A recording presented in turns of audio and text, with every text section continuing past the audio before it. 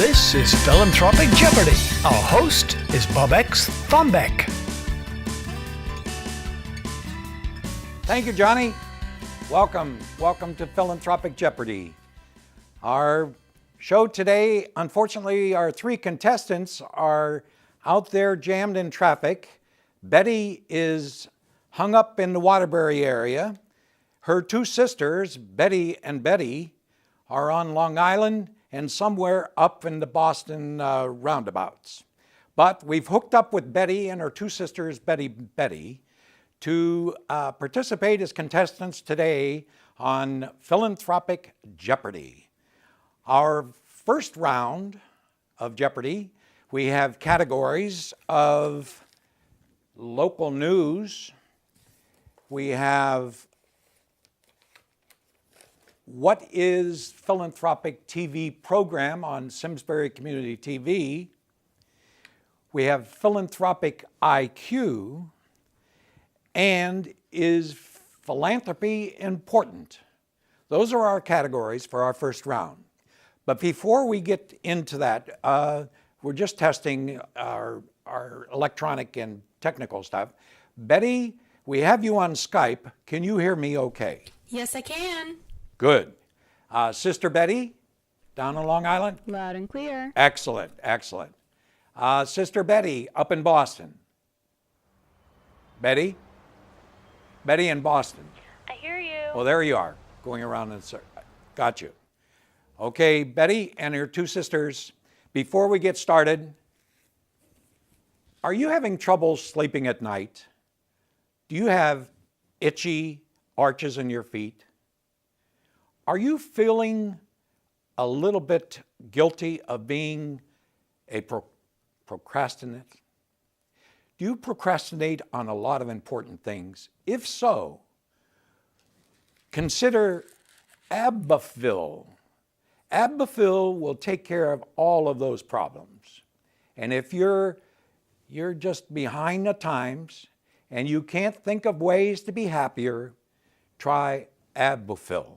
It will take care of those itchy arches that you have and get rid of your headaches with this over-the-counter Advil. Okay, our first round is category, Betty, you here? Yes. Is philanthropy important? Absolutely. You're right, Betty. It is important. It's important for the community. It's important for everything that we do. We take it for granted, and Betty, you're on top with that one. State news. What law firm in Connecticut gave out 10 scholarships for $2,000 each for the subject of bullying? Betty in Long Island, do you have that? Carter Mateo? Nope. I'm sorry, Betty, that was wrong. We have Carter Mario's law firm for 9 consecutive years now has given out scholarships based on bullying. And the criteria for these scholarships, and they have a number of applicants, is to write an essay on bullying, the important subject of bullying at all levels of school. And the 10 recipients this year received their $2,000 scholarships from Carter Mario's law firm. Another question for you is, what important event is coming up in November by St. Jude's Children's Research? Betty in Boston, can you hear me now? The St. Jude's Walk. Yes, you're right. You're right. There is a St. Jude's Walk, November 22nd, in South Windsor at the Silver Walk, I believe it is, in South Windsor. November 22nd, you can get into the website St. Jude's Walk, and I believe I have a folder here. Yes, Help Me to Walk, Help Me to Live, St. Jude's Research Hospital for Children. A great cause and a great thing for us in the state of Connecticut to support. What else do we have here? We have question category, who gave 150 laptops to charity recently? Betty in Waterbury. You're still in traffic? Betty, who gave 150 laptops recently? It was the Community Foundation of Northwest Connecticut.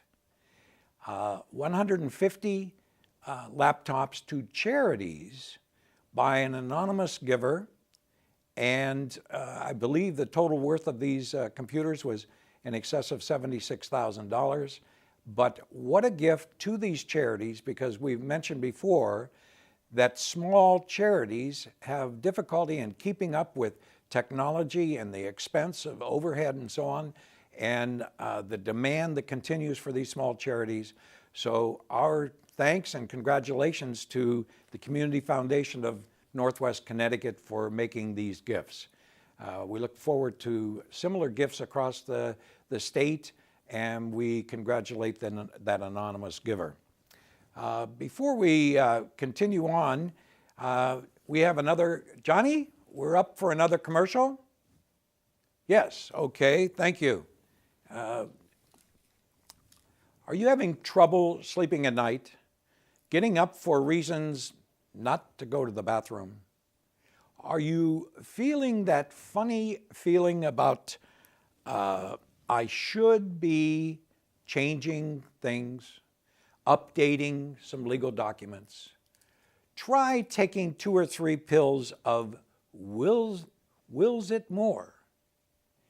If you take 2 of these Wills It More, you'll feel better tomorrow morning. You will sleep through the night, and you'll get up in the morning feeling fantastic because Wills It More gets us motivated and it makes us happy that we have either amended or written a new will that may, as we've suggested in the past, increase our bequest in the will from $1 that has deflated since 1981 from $5,000, and we suggest making a percentage of our estate to maybe 5% of the estate and keeping up with inflation that way. So Wills It More, just 1 or 2 of these small little pills will make you feel better, and you'll wake up a happier person tomorrow.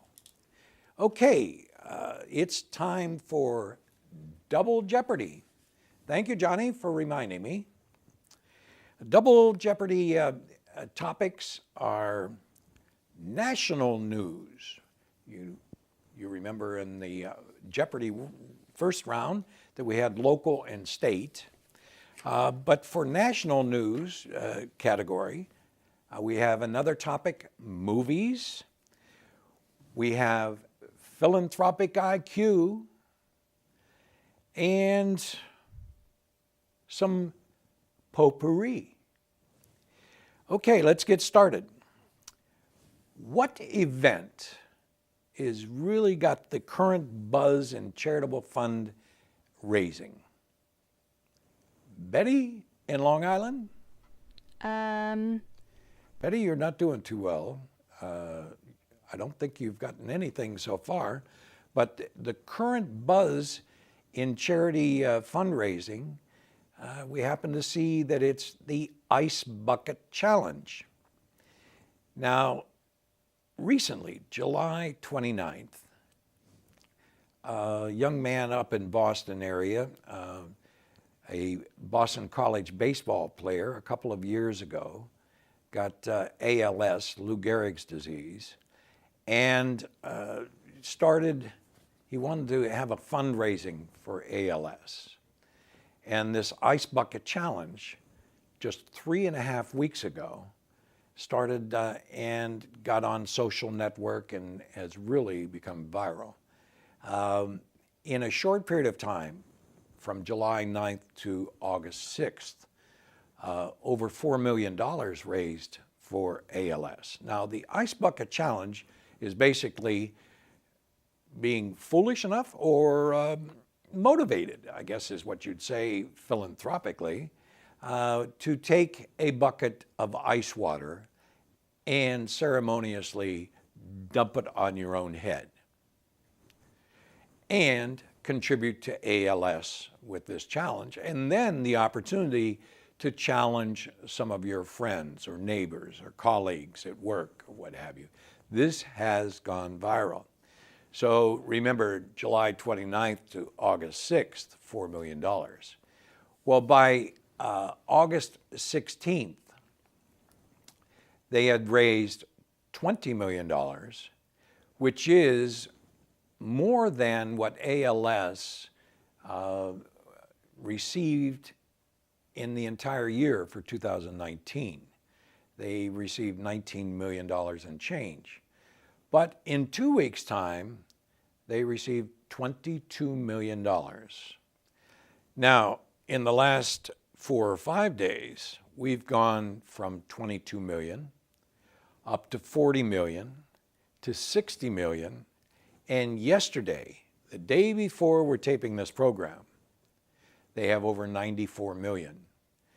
And it's suggested by tomorrow, today and tomorrow, they will exceed 100 million in gifting. Now, there are a lot of lessons here that obviously some other charities are looking at, and this combination of social networking, connecting with your friends and colleagues, putting out something as crazy as a challenge of ice bucket and dumping ice water on your head. It is that of connecting with others and having the passion to support a cause like ALS, that dreaded disease, and other charities like the American Foundation for Suicide Prevention. We have 4 or 5 charities that are, their mission is suicide prevention. And a lot of that has come from, unfortunately, a week or 2 ago, Robin Williams. And the charities like the suicide prevention are looking at ALS's success with the ice bucket and trying to come up with, thinking of ways that people can connect on social networking, Facebook and so on, to raise awareness of the importance of these various missions, in this case, suicide prevention. Well, the American Foundation for Suicide Prevention has their thing of Mrs. Doubtfire. Now, one of the categories here was movies. And can you think of some scenes from Mrs. Doubtfire that might go viral over the internet and social networking? Well, it happens that if you recall that movie, Robin Williams as Mrs. Doubtfire is trying to avoid some intruders, he would say, and in comes a neighbor in the front door, and Mrs. Doubtfire is hiding behind the refrigerator door and puts her face into some whipped cream on top of a pie, comes over the refrigerator door, hello. So the challenge out there is with whipped cream or what have you, putting it on your face and saying hello. And if that can increase because of the connection of Robin Williams in that Mrs. Doubtfire, maybe that perhaps that will go viral. I don't know if it will, but the point here is that charities are looking at this social networking as being a possible method of increasing donations and so on. Let's look at some of these others in Philanthropic IQ. What are some ways for me to increase my income? Now, this might be, and most of it is related to increasing retirement income. But what are the three philanthropic ways of increasing my income? Betty and Johnny, who are we with Betty? Sisters, Betty in Boston. She ran out of gas going around in a circle up there. But Betty, can you hear me? What are three ways to increase my retirement income philanthropically? A charitable remainder trust. You're right, Betty. You're right. It may be with a charitable remainder trust that will increase my retirement income by donating a highly appreciated asset, such as a mutual fund or stock or any kind of an asset, even real estate or what have you, but having a deduction up front and getting a lifetime income, and maybe lifetime income to my survivor, a spouse, or in the case of tax deduction, I can add to that a capital gains savings, because I'm not going to pay a capital gains when I trigger this additional income. So a charitable remainder trust, and there are a number of different charitable remainder trusts, an annuity trust, a uni trust, a lead trust, and so on. But the important thing here is one of the ways of increasing my retirement income philanthropically is a charitable remainder trust. Now, with the charitable remainder trust, after lifetime income, guaranteed lifetime income, okay, the remaining asset or corpus of the trust will go to my favorite charity. So it's a win-win. I increase my retirement income and I benefit a charity that I really love. I really love. What's another way? Another way is a charitable gift annuity, similar to the charitable remainder trust, but a charitable gift annuity is usually an agreement with a specific charity saying that for consideration in buying or purchasing this charitable gift annuity and receiving lifetime income, again, I avoid capital gains, but the remaining value of that annuity at my passing will remain with the charity.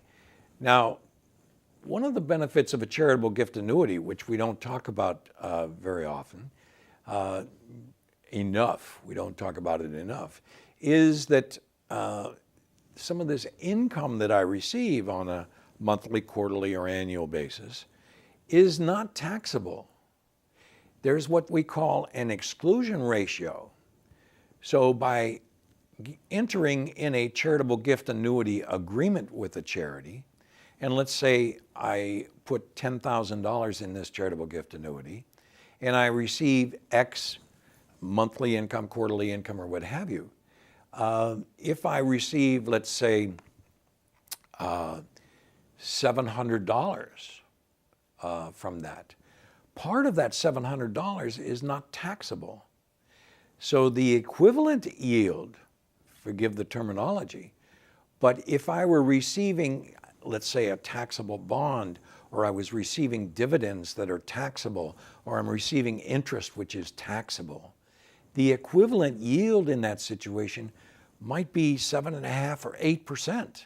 And this is lifetime income. So we need to look at vehicles that are partially tax beneficial, but also beneficial to our charities and beneficial to me, greater lifetime retirement income.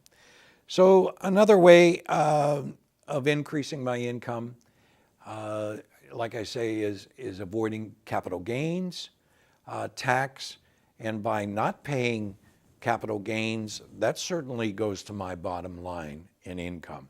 So there are a number of ways, a number of strategies, and you and I need to visit with our attorneys, our accountants, our tax planners, our charities. Visit with some development people at your favorite charity and ask them about some of the benefits of a charitable gift annuity or a charitable remainder trust and say, is that suitable to me? Is that suitable to my needs? And if you have the capacity and the ability to move money from this pocket to this pocket and generate more income and benefit your charity, that certainly is a win-win for everybody, okay? So we talk about philanthropic IQ. What are the three ways, this topic up here, what are the three ways to become a philanthropist? Now, one of the other topics is, do I have to be a millionaire? And Bob X here will answer that one. No, you don't have to be a millionaire to be a philanthropist. But what are the three ways to become a philanthropist? Betty, are you still hung up in Waterbury? Johnny, and I'll ask you. Johnny's been around a long time. And if Betty doesn't know in Waterbury, I'm sure Johnny knows. And even Karen back there, she can tell you. I mean, she's been hearing this stuff for a long time. What are the three ways of becoming a philanthropist? One, I don't have to be a millionaire, remember that. But I can gift in cash, and like the ALS example, gifting, writing out a check for $50, that's a way of being a philanthropist. Or you can write out a check, that $50 or $100 to Simsbury Community TV. Think of the benefits that are given through your generous gift.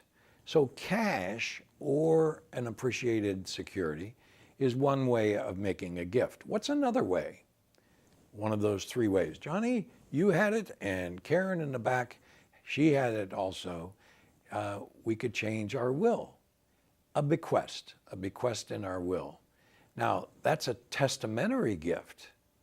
Testamentary as a part of my will and a bequest to give to my 3 or 4 or 5 charities, okay? That's another way.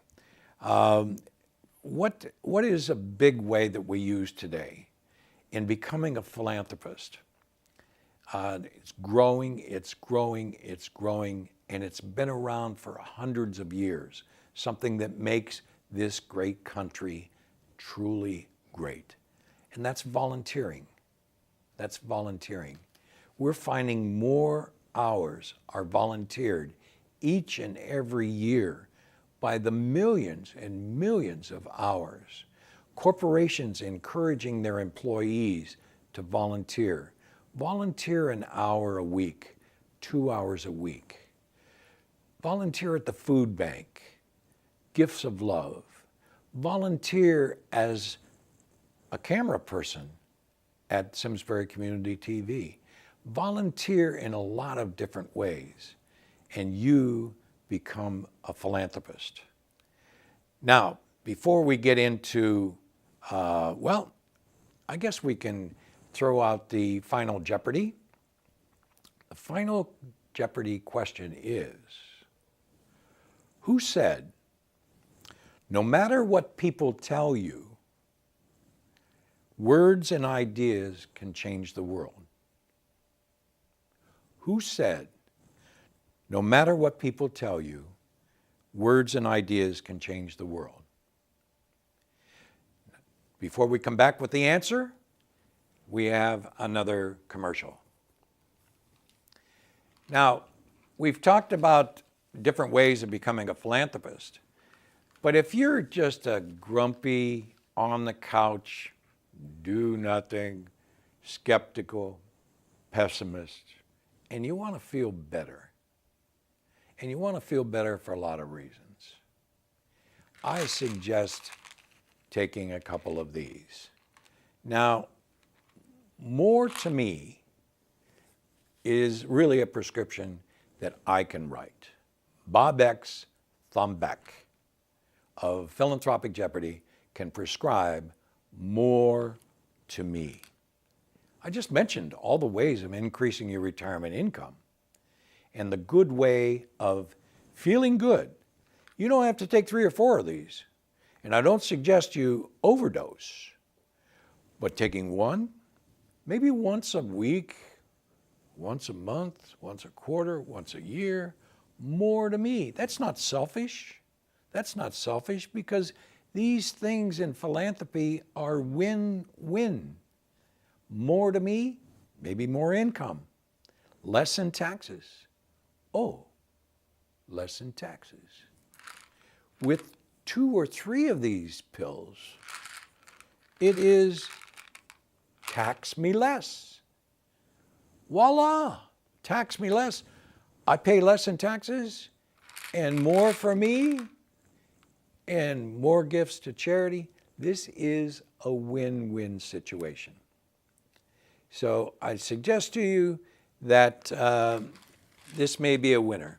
That's the last of our commercials, but the answer to Final Jeopardy, Betty Yes. and your 2 sisters, Betty, are you ready? Yep. Ready. Who said, no matter what people tell you, words and ideas can change the world? The answer is Robin Williams. Robin Williams' character, John Keating, in the movie Dead Poets Society, said, no matter what people tell you, words and ideas can change the world. I'd suggest to you, to me, to your friends and my friends, to our colleagues, our neighbors, philanthropy is important, and ideas and words can change the world, and you and I can feel better by changing the world just by that little act of becoming a philanthropist. Thanks for tuning in. This may be the last of the Philanthropic Jeopardy shows. After this show, they'll know that Bob X. Trembeck, otherwise known as Bob Thompson, is crazier than the devil, but I enjoy watching Jeopardy at 7 o'clock at night. Thanks. See you later.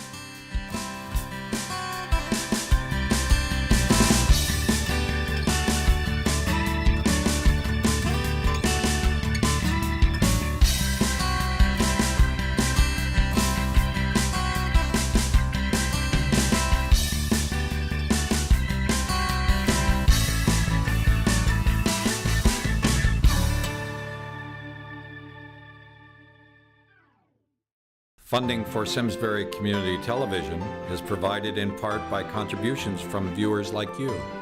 Thank you.